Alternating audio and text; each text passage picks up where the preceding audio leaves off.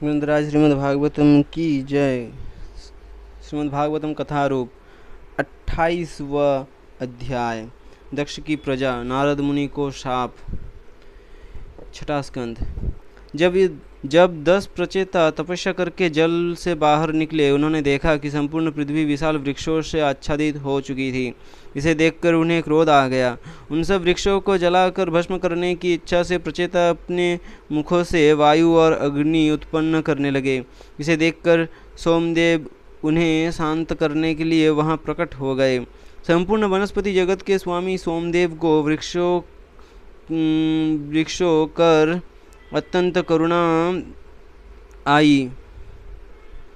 वृक्षों पर संपूर्ण वनस्पति जगत के स्वामी सोमदेव को वृक्षों पर अत्यंत करुणा आई और उन्होंने प्रचेताओं को शांत करते हुए कहा, हे महाभाग प्रचेताओं, राजा के रूप में तुम्हारा कर्तव्य प्रजा का पालन करना है, इसलिए मेरी प्रार्थना है कि तुम इन वृक्षों को मत जलाओ।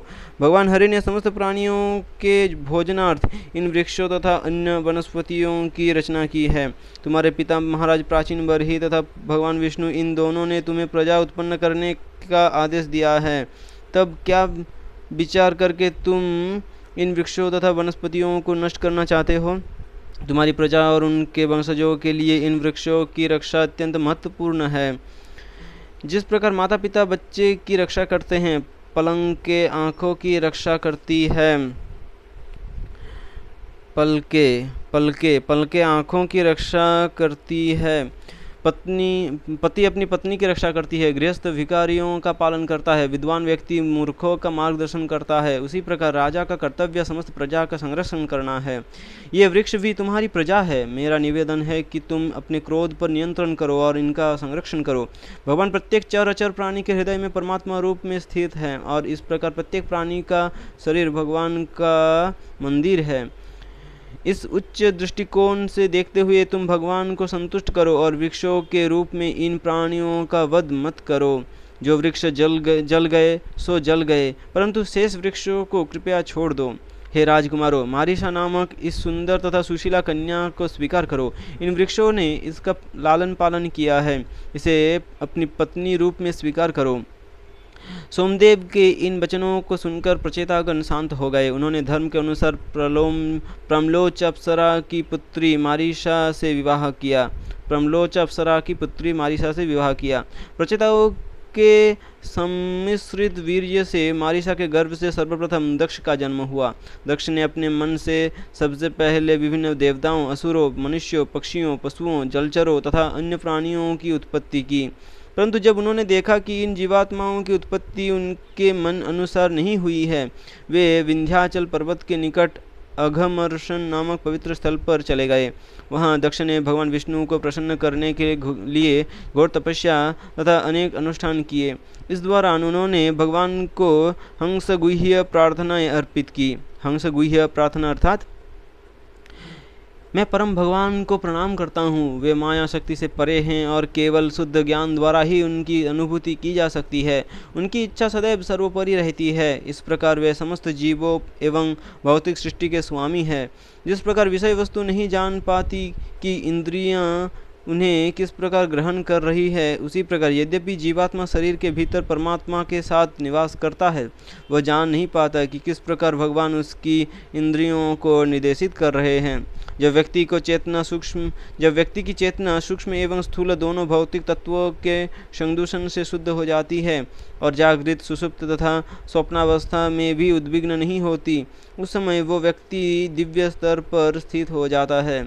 इस अवस्था में वो किसी भी वस्तु को भौतिक नहीं देखता और स्मृति का वो विभाग जो विभिन्न भौतिक नामों तथा रूपों में भेद करता है, वो नष्ट हो जाता है। केवल उस दिव्य स्तर पर ही परम भगवान की अनुभूति होती है। जिस प्रकार यज्ञ करने में दक्ष ब्राह्मण 15 सामीधेनी मंत्रों के उच्चारण से लकड़ी के भीतर छिपी अग्नि को बाहर प्रज्वलित कर लेते हैं। यह क्या कहा जा रहा है कि यज्ञ करने में दक्ष ब्राह्मण 15 सामिधेनी मंत्रों के उच्चारण से लकड़ी के भीतर छिपी अग्नि को बाहर प्रज्वलित कर लेते हैं। मतलब ये मंत्र 15 बार उच्चारण करने से लकड़ी में आग जल सकती है। उसी प्रकार जो लोग चेतना के शुद्ध स्तर तक पहुंच गए हैं वे अपने हृदयों के भीतर परमात्मा के दर्शन करते हैं। जो लोग चेतना के शुद्ध स्तर तक पहुंच गए हैं वे अपने हृदयों के भीतर परमात्मा के दर्शन करते हैं। ऐसे पूर्ण पुरुषोत्तम भगवान कब मुझसे प्रसन्न होंगे?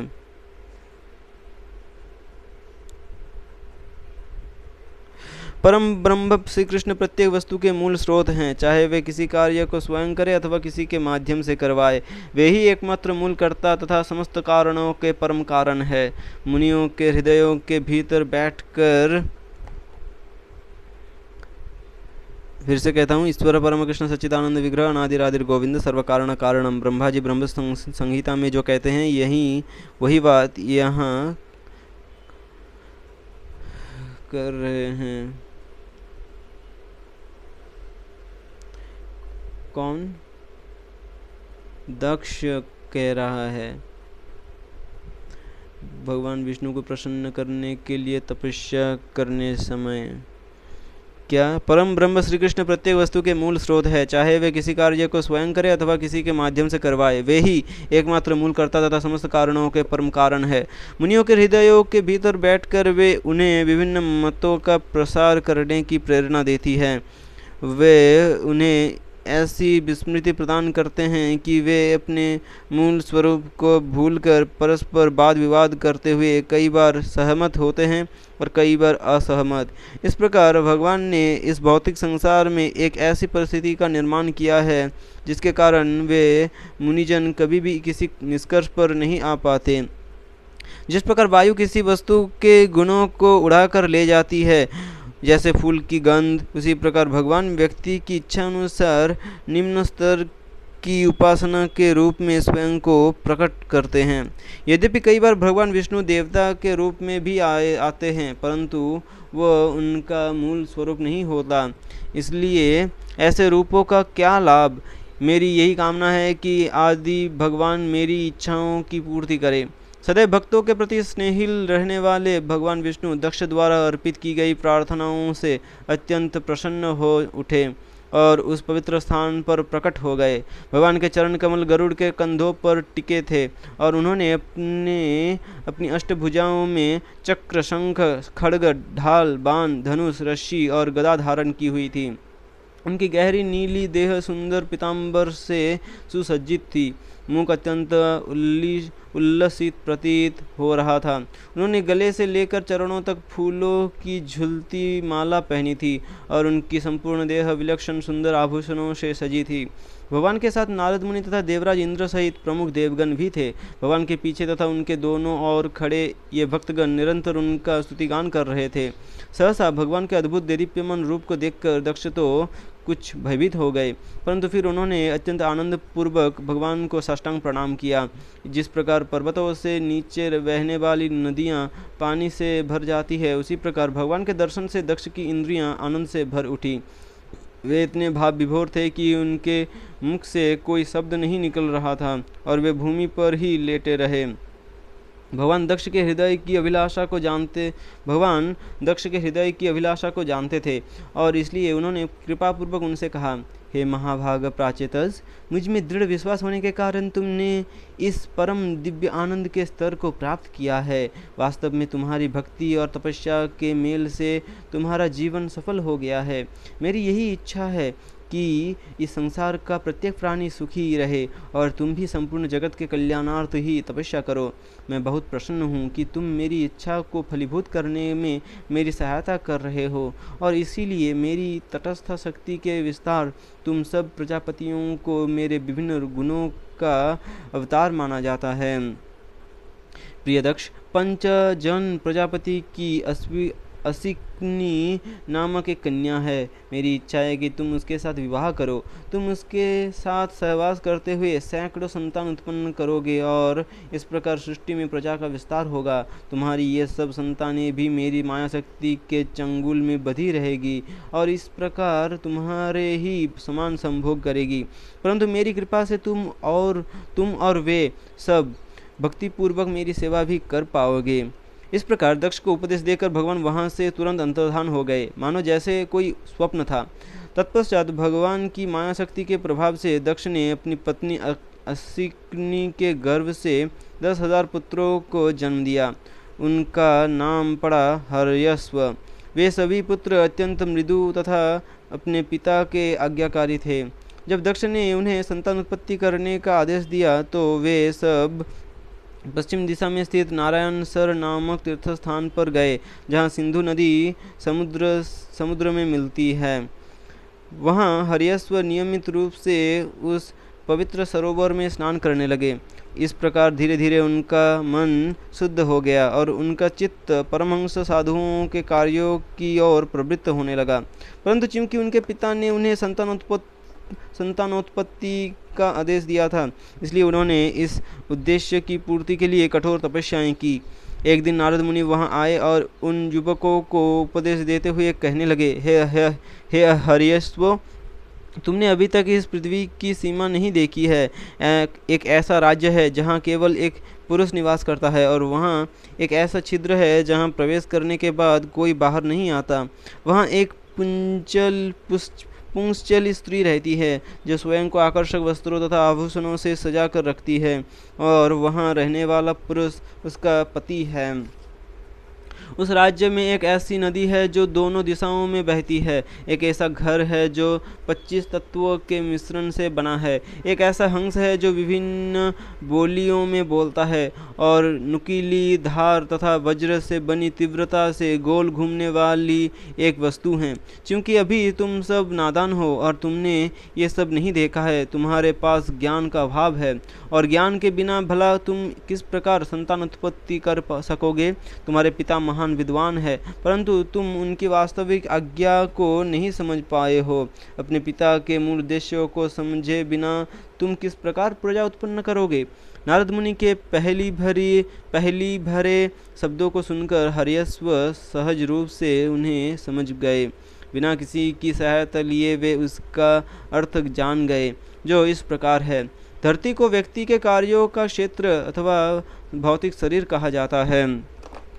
धरती को व्यक्ति के कार्यों का क्षेत्र अथवा भौतिक शरीर कहा जाता है और भगवान ही एकमात्र पुरुष है जो वास्तव में भोग करते हैं। यहाँ बताया गया छिद्र निम्न लोकों तथा अर्थात बिल स्वर्ग को इंगित करता है, क्योंकि वहाँ प्रवेश करने वाला व्यक्ति कदाचित ही वहाँ से लौटता है। रजोगुण के प्रभाव में बद्धजीव की अस्थिर बुद्धि एक वेश्या जैसी है, जो बार बार अपने वस्त्र बदलकर व्यक्ति के ध्यान को आकर्षित करती है। बद्धजीव उस वेश्या का पति है। अपनी अशुद्ध बुद्धि के कारण वो अपनी स्वतंत्रता खो बैठता है। भौतिक प्रकृति वो नदी है जो दोनों दिशाओं सृजन और संहार में बहती है। हो सकता है कि माया रूपी इस नदी में डूब रहा व्यक्ति इस नदी के ज्ञान और तपस्या रूपी दो तटों पर आने का प्रयास करे, परंतु तटों पर इस नदी का प्रवाह अत्यंत उग्र है। 25 तत्वों से बना घर ये भौतिक संसार है। हंस वो व्यक्ति है जो भौतिक और आध्यात्मिक के बीच भेद कर सके और उसकी बोली शास्त्रों की वाणी है। तीक्ष्ण तलवार और वज्र से बना वो यंत्र शाश्वत काल है, जो इस भौतिक जगत के कार्यों को बिना रुक के चलाता रहता है। हर्यश्व जान गए कि शास्त्र ही उनके वास्तविक पिता है और शास्त्रों के उद्देश्य को समझने बिना वो वास्तव में अज्ञानी ही रहेंगे। नारद मुनि के निर्देश सुनकर हर्यश्व आध्यात्मिक जीवन के तत्व को भलीभांति समझ गए। उनका अंधकार दूर हो गया और चेतना प्रकाशित हो उठी। उनकी शिक्षाओं के सार को आत्मसात करके उन्होंने नारद मुनि को अपने गुरु के रूप में स्वीकार किया और उनकी प्रदक्षिणा करने के पश्चात उस मार्ग पर चल पड़े जिस पर चलने के बाद कोई इस भौतिक जगत में लौट कर नहीं आता। नारद मुनि जानते थे कि पवित्र स्थल में निवास करने तथा अपने तपस्याओं के कारण हर्यस्व मुक्ति के योग्य है। इसलिए नारद मुनि ने सोचा, क्यों इन युवकों को कारण पारिवारिक जीवन में उलझने के लिए प्रेरित किया जाए। ऐसा पारिवारिक जीवन इतना अंधकार युक्त है कि एक बार प्रवेश करने के बाद कोई उससे बाहर नहीं निकल सकता। पारिवारिक जीवन इतना अंधकार युक्त है कि एक बार प्रवेश करने के बाद कोई उससे बाहर नहीं निकल सकता। इस प्रकार नारद मुनि हर्यस्व के पास गए और उन्हें अपने पिता के निर्देश पालन से हतोत्साहित करके भगवत प्राप्ति के मार्ग पर भेज दिया। हर्यस्व का उद्धार करने के पश्चात नारद मुनि अपने मन को भगवान के चरण कमलों पर एकाग्र करके संपूर्ण ब्रह्मांड में फिर से भ्रमण करने के लिए निकल पड़े। कुछ समय पश्चात नारद मुनि स्वयं प्रजापति दक्ष के पास आए और उनके पुत्रों द्वारा चुने गए आध्यात्मिक पथ का समाचार दिया। इसे सुनकर दक्ष गहन शोक करने लगे, परंतु ब्रह्मा जी ने उन्हें जैसे तैसे शांत किया। तत्पश्चात दक्ष ने अपनी पत्नी पांचजनी के गर्भ से 1000 पुत्रों को जन्म दिया। जस्ट 1 मिनट, यहाँ पे बोला गया कि 1000, ठीक है, लेकिन मैंने हिंदी में पढ़ा कि 10,000 शायद। Just check, let me check. Hmm.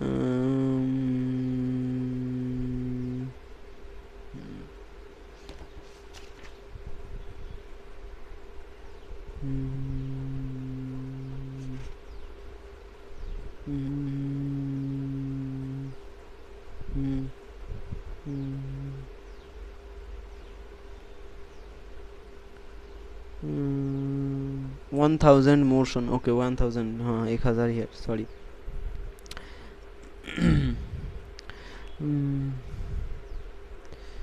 हाँ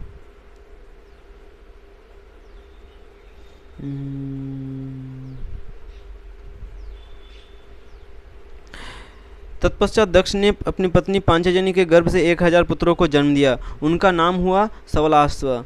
अपने पिता द्वारा संतान उत्पत्ति का आदेश प्राप्त करके दक्ष पुत्रों का ये दूसरा समूह भी तपस्या करने के लिए नारायण सर पहुंच गया। पवित्र सरोवर में नियमित रूप से स्नान करके उनका हृदय भी शुद्ध हो गया। अनेक महीनों तक केवल जल और वायु पर ही अपना निर्वाह करते हुए वे निम्नलिखित मंत्र का उच्चारण करते थे। हम सब परम भगवान नारायण के चरण कमलों की सादर वंदना करते हैं। वे सदैव अपने नित्य धाम वैकुंठ में निवास करते हैं। एक बार फिर नारद मुनि वहां जा पहुँचे और पहेलियों में बातें करते हुए दक्ष पुत्रों को परम सत्य का ज्ञान देने लगे।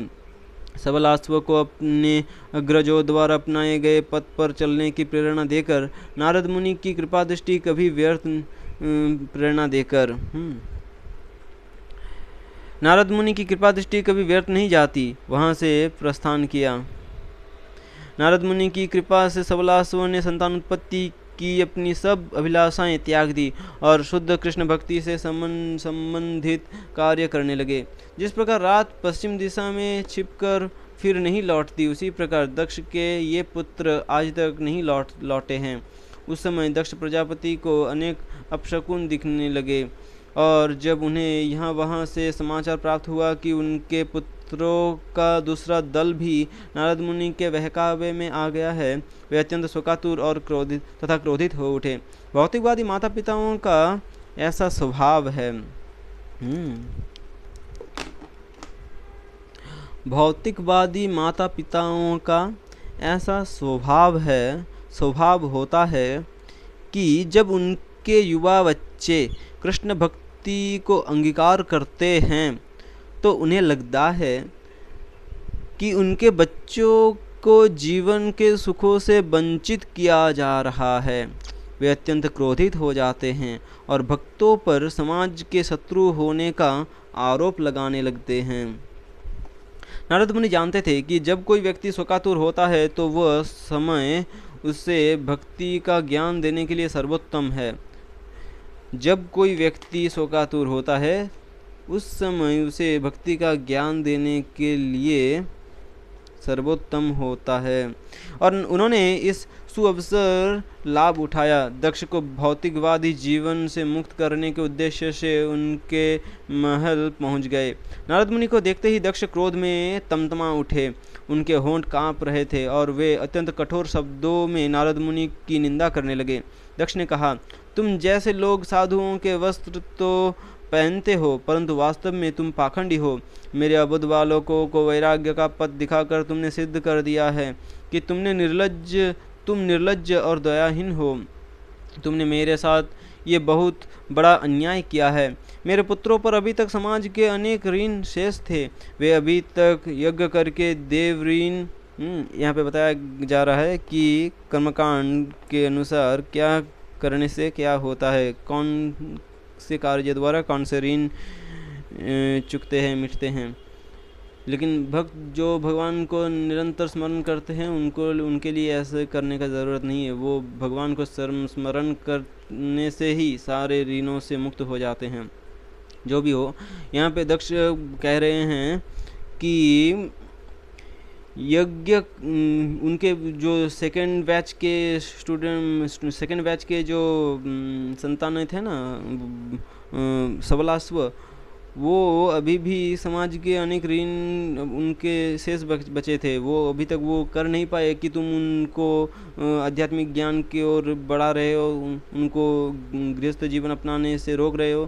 तो दक्ष कह रहे हैं कि यज्ञ करके देव ऋण, ब्रह्मचर्य का पालन द्वारा ऋषि ऋण और संतान उत्पन्न करके अपने पितृ ऋण से मुक्त नहीं हुए थे। मतलब ऐसे करने से ऐसे होता है, तो वो सब अभी ऐसा नहीं किया है, तो अभी भी वो इस ऋणों से मुक्त नहीं हुए थे।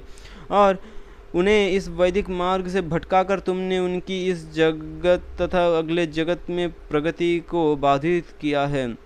स्वयं को भगवान विष्णु का पार्षद कहते हुए तुमने उन बच्चों पर बड़ी हिंसा की है और भगवान की ख्याति को कलंकित किया है। तुम्हारी इतना साहस कैसे कि एक और तो तुम भगवान के सेवक होने का दावा करते हो और दूसरी ओर इतने घृणित कार्य करते हो। क्या तुम्हें अपनी करतूतों पर जरा भी लाज नहीं आती? भगवान के सच्चे भक्त बद्ध जीवों के प्रति अति दयालु होते हैं और सदैव उनके कल्याण का विचार करते हैं।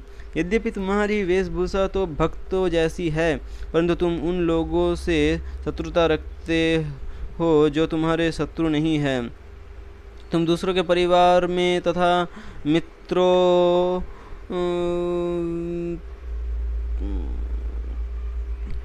मित्रों के बीच वैर के बीज बोते हो। तुम दूसरों के परिवार में तथा मित्रों के बीच वैर के बीज बोते हो। तुम्हें लगता है कि केवल वैराग्य की भावना को जागृत करने से व्यक्ति इस भौतिक संसार से विरक्त हो जाएगा, परंतु मेरा मत है कि सबसे पहले व्यक्ति को पूर्ण ज्ञान होना चाहिए, अन्यथा केवल वैराग्य के वस्त्र धारण करने से वैराग्य नहीं आता। क्या वैराग्य के वस्त्र केवल धारण करने से वैराग्य नहीं आता? ये सत्य है कि भौतिक सुख समस्त प्रकार के दुखों का मूल कारण है। भौतिक सुख समस्त प्रकार दुखों का मूल कारण है, परंतु जब तक कोई व्यक्ति स्वयं परम सत्य की अनुभूति नहीं करता तब तक इसे त्यागना संभव नहीं है। परम सत्य की अनुभूति जब तक नहीं होता तब तक इसे त्यागना संभव नहीं है। इसलिए श्रेष्ठ मार्ग ये है कि व्यक्ति को भौतिक सुख उपभोग करते हुए ज्ञान प्राप्त करने का प्रयास करना चाहिए, जिससे एक दिन वो भौतिक सुखों की व्यर्थता को समझ जाए। इस प्रकार अन्यों की सहायता के बिना ही व्यक्ति इस भौतिक संसार के कष्टदायक स्वभाव को जान जाता है। ऐसे लोग जो अन्यों के उपदेशों द्वारा प्रभावित होकर वैरागी जीवन को स्वीकार करते हैं, वे अपने वैराग्य में उतने दृढ़ नहीं रह पाते जितने व्यक्तिगत अनुभव प्राप्त करके वैरागी बनने वाले। जो अन्यों के उपदेशों द्वारा प्रभावित होकर वैरागी जीवन को स्वीकार करते हैं, वे अपने वैराग्य में उतने दृढ़ नहीं हो पाते जितने व्यक्तिगत अनुभव प्राप्त करके वैरागी बनने वाले। यद्यपि मैं अपनी पत्नी और बच्चों के साथ एक गृहस्थ का जीवन यापन करता हूँ, परंतु वैदिक नियमों का समुचित निर्वाह करने के कारण मैं बिना किसी पाप के जीवन का सुख भोग रहा हूँ। ये दुर्भाग्य है कि तुमने मेरे निष्पाप बच्चों को अकारण ही भटकाकर मेरे हृदय को भारी ठेस पहुँचाई है। पहली बार मैंने इसे सहन कर लिया था, परंतु तुमने फिर से वही जघन्य कार्य किया है। तुम्हें ज्ञान नहीं है कि दूसरों के साथ किस प्रकार व्यवहार किया जाना चाहिए, और इसलिए तुम निश्चित ही मूर्ख हो। भले ही तुम संपूर्ण ब्रह्मांड में भ्रमण करो, परंतु मैं तुम्हें शाप देता हूँ कि कहीं तुम्हारा घर नहीं होगा। हाँ, दक्ष ने नारद मुनि को शाप दे दिया। क्या शाप दे दिया? भले ही तुम संपूर्ण ब्रह्मांड में भ्रमण करो, परंतु मैं तुम्हें शाप देता हूँ कि कहीं तुम्हारा घर नहीं होगा। नारद मुनि का घर कहीं नहीं होगा।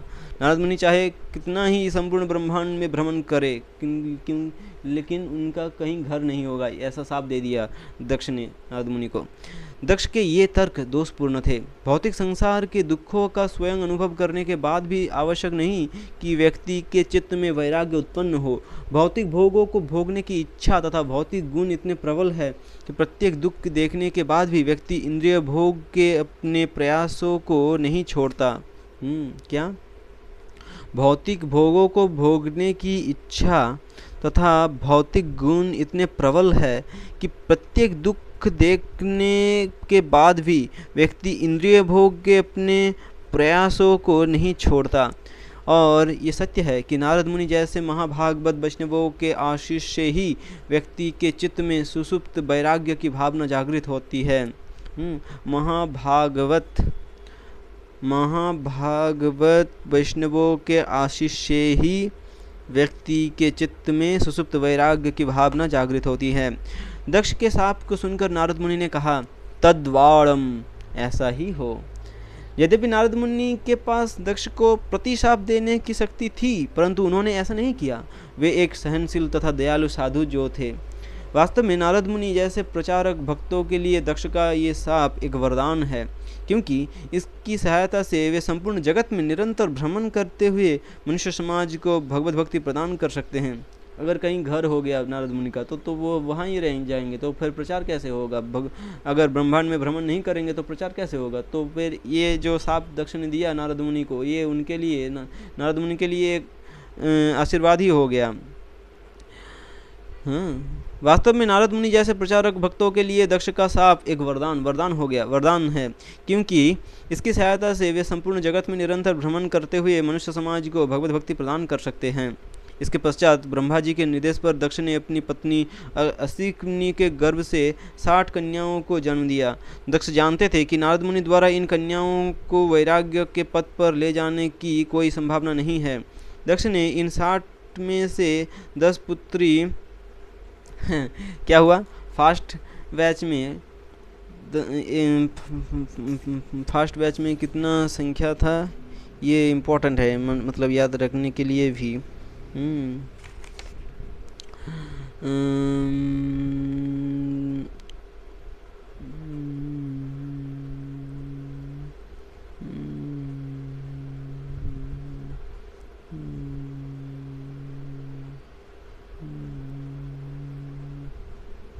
एक मिनट।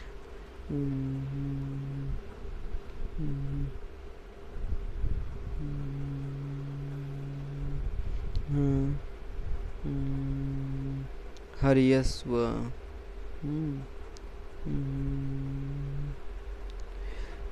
10,000। फर्स्ट बैच में दक्ष ने अशिकनी के गर्भ से 10,000 पुत्रों को जन्म दिया। ये इम्पोर्टेंट है, अंडरलाइन करना चाहिए। 10,000 पुत्रों को जन्म दिया। उनका नाम पड़ा हरियस्व। वो तो वैरागी हो गए नारद मुनि के वाणी सुनकर। सेकंड बैच में अश्विनी के गर्भ से दक्ष ने 1,000 पुत्रों का जन्म दिया। दक्ष ने अपनी पत्नी पांचजन्य, पहला बैच था अश्विनी के गर्भ से, सेकंड बैच था पांचजन्य के गर्भ से 1,000 पुत्रों को जन्म दिया। उसका नाम हुआ सबलाश्व। तीसरे बैच में फिर से पत्नी अश्विनी के गर्भ से 60 कन्याओं को जन्म दिया। 10,000 हरियस्व, 1,000 सबलाश्व, और थर्ड बैच में 60 कन्याएं। यहाँ पे बोला जा रहा है कि कन्याओं को जन्म क्यों दिया? क्योंकि कन्याओं को वैराग्य के पद पर ले जाने की कोई संभावना नहीं है। इसलिए तीसरे बैच में दक्ष ने बुद्धि लगाकर कन्याओं को जन्म दिया। मतलब एज यू विश, कन्या उत्पन्न करना है तो कन्या ही होगा। कन्याओं को वैराग्य के पद पर ले जाने की कोई संभावना नहीं है। दक्ष ने इस 60 में से 10 पुत्री धर्मराज यमराज को दी, 17 कश्यप मुनि को, 27 सोम को, और अंगिरा, कृपाश्व और भूत इन तीनों को 2-2 पुत्रियां दी। यमराज ने साध्या नामक अपनी पत्नी से साध्यों का जन्म हुआ और विश्वा से विश्वदेवों का। यम ने अपनी मुहूर्ता नामक पत्नी से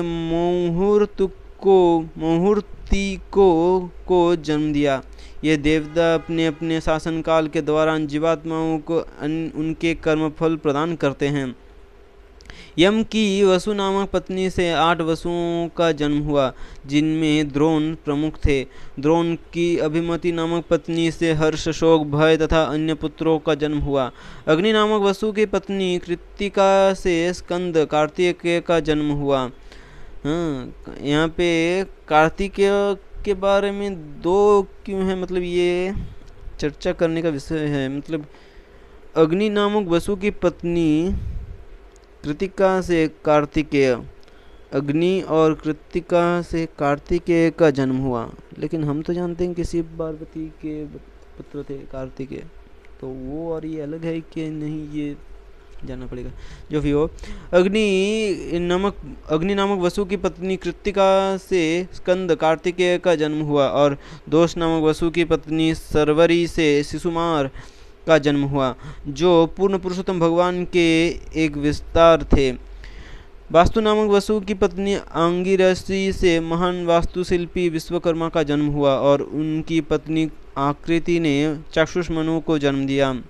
भूत की पत्नी स्वरूपा ने 11 रुद्रों को जन्म दिया और उनकी दूसरी पत्नी ने रुद्र के भूत पिशाच जैसे संगियों को जन्म दिया। अंगिरा की पत्नी सती से अथर्वांगिरस वेद का जन्म हुआ। कश्यप की पत्नी पतंगी ने विभिन्न प्रकार के पक्षियों को तथा एक अन्य पत्नी जामिनी ने टिड्डियों को जन्म दिया। विनता ने भगवान विष्णु के वाहक गरुड़ तथा सूर्यदेव के वाहक अरुण को जन्म दिया। ये तो हम सब जानते हैं कि विनता के गर्भ से इन दोनों का जन्म हुआ था। सूर्यदेव के वाहक अरुण और भगवान के वाहक गरुड़, इन दोनों का जन्म हुआ। और कद्रु ने विभिन्न प्रकार के सर्पों को जन्म दिया, ये भी तो हम जानते हैं। कश्यप की पत्नियां इस ब्रह्मांड की लगभग अधिकांश प्रजा की माताएं बनी। अपनी तिमी नामक पत्नी से कश्यप ने जलचरों को जन्म दिया और शर्मा से बाघ और चीते जैसे खुखार पशुओं ने जन्म लिया। सुरभि से गाय, भैंस एवं खुरों वाले अन्य पशुओं ने जन्म लिया और ताम्रा से चील, गिद्ध एवं शिकार करने वाले अन्य बड़े पक्षियों का जन्म हुआ। कश्यप की मुनि नामक पत्नी से अप्सराओं का जन्म हुआ और क्रोधवशा से विभिन्न सांपों तथा मच्छरों ने जन्म लिया। इला के गर्भ से विविध वृक्षों तथा लताओं ने जन्म लिया और राक्षसों तथा शैतानी आत्माओं ने सुरसा के गर्भ से जन्म लिया। कश्यप की अरिष्टा नामक पत्नी ने गंधर्वों को जन्म दिया और घोड़े जैसे पशुओं ने काष्ठा के गर्भ से जन्म लिया। दनु ने 61 पुत्रों को जन्म दिया, जिनमें से 18 प्रमुख हैं, जैसे संबर, अरिष्ट, हयग्रीव, वृषपर्वा, धूम्रकेश, विरूपाक्ष और विप्रचिति। वृषपर्वा की पुत्री शर्मिष्ठा का विवाह नहुस के पुत्र ययाति से हुआ था। दनु के एक पुत्र वैश्वानर की 4 सुंदर पुत्रियां थीं, उपदानवी, हाइसिरा, पुलोमा और कालका।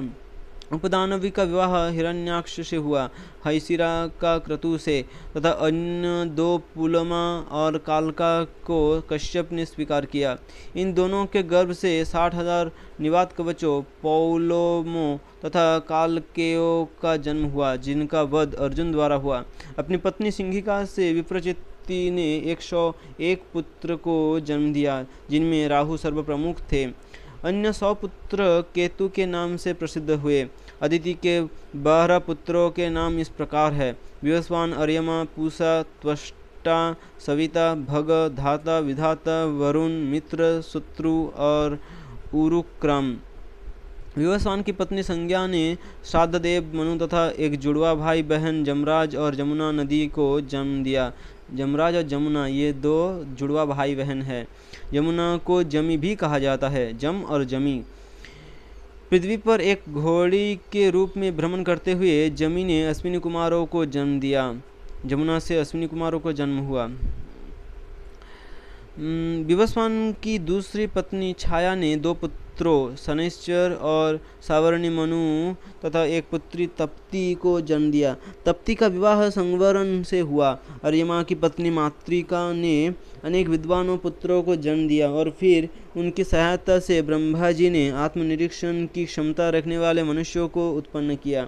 दैत्यों की पुत्री रचना का विवाह प्रजापति त्वष्टा से हुआ और उसने 2 अत्यंत शक्तिशाली पुत्रों सन्निवेश और विश्वरूप को जन्म दिया। हरे कृष्ण।